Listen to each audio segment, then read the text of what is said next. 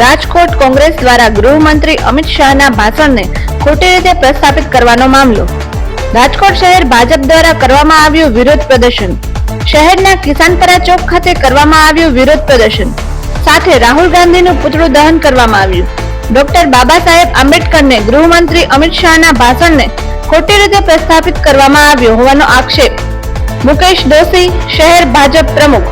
ભારતનું મંદિર કહી શકાય એવું દેશનું ઐતિહાસિક સંસદ અત્યારે ચાલી રહ્યું છે, ત્યારે સમગ્ર દેશને ગેરમાર્ગે દોરવાનું કામ કોંગ્રેસના વિપક્ષના નેતા અને કોંગ્રેસ પક્ષના રાષ્ટ્રીય પ્રમુખ જે રીતે વાહિયાત વાત કરીને દેશને ગેરમાર્ગે દોરે છે, જે વાત સંસદની અંદર દેશના ગૃહપ્રધાન અમિતભાઈ શાહે નથી કરી, એ વાતને મારી મચકોડીને દેશને ગેરમાર્ગે દોરવાનું જે રીતે કામ કરે છે, જનાધાર વગરની આ કોંગ્રેસ આજે એમના અસ્તિત્વ ટકાવવા માટે હવાતિયા મારે છે, ત્યારે આજના એમના આ નિવેદનને વખોડી કાઢવા માટે અને એમની આ વાહિયાત વાતોને વખોડી કાઢવા માટેનો ભારતીય જનતા પાર્ટીનો આજનો આ કાર્યક્રમ છે અને એના સંદર્ભમાં આજનો આ કાર્યક્રમ યોજાઈ રહ્યો છે।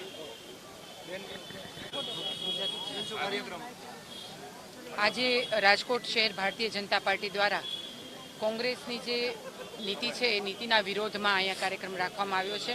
આપણે જાણીએ છીએ એ રીતે કોંગ્રેસ એ સામાજિક સમરસતા વિરોધી નીતિ અપનાવે છે।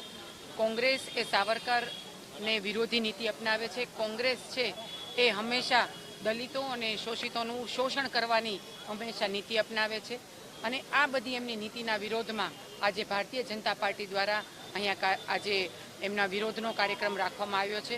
આપણે જાણીએ છીએ કે આપણા લોકલાડીલા વડાપ્રધાન તેમણે નરેન્દ્રભાઈ મોદી સાહેબ જ્યારે શાસનમાં આવ્યા ત્યારે બાબા સાહેબને એમણે ભારત રત્નનો એવોર્ડ આપ્યો, પરંતુ જ્યારે કોંગ્રેસ પોતે શાસનમાં હતી ત્યારે એમણે નહેરુજીને ભારત રત્નનો એવોર્ડ આપ્યો, ઇન્દિરાજીને ભારત રત્નનો એવોર્ડ આપ્યો, પરંતુ બાબા સાહેબને એમણે ભારત રત્નનો એવોર્ડ ન આપ્યો। એટલું જ નહીં, 1951માં, 1952માં અને 1954માં એમણે બાબા સાહેબને ચૂંટણીમાં હરાવવા માટે થઈને કોંગ્રેસે એડી ચોટીનું જોર લગાવી દીધું। આવી સામાજિક સમરસતા વિરોધી કોંગ્રેસની જે નીતિ છે એ નીતિના વિરોધમાં આજે રાજકોટ ભારતીય જનતા પાર્ટી દ્વારા કોંગ્રેસ વિરોધનો કાર્યક્રમ અહીંયા રાખવામાં આવ્યો છે।